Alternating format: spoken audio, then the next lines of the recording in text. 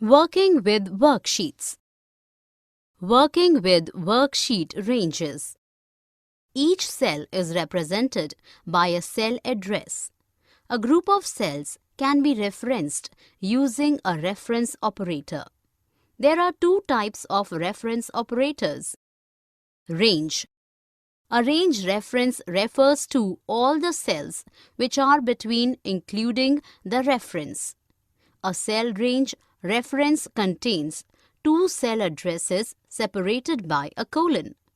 The range reference C1 colon C4 includes cells C1, C2, C3 and C4. Union. A union reference consists of two or more cell addresses separated by a comma. It includes two or more references.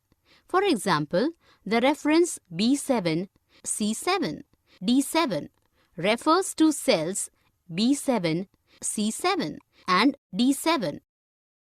Using range names in formula. Range of cells is used when we have to work with large amount of data. For example, if a column in the worksheet contains the income of employees, it will be required again and again for calculating the total salary of all employees or calculating the average salary and so on.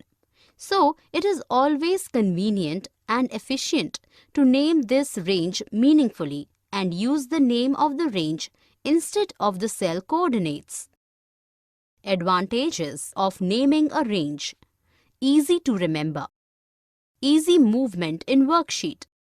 Easy to use. Helpful in linking. Creating a range name.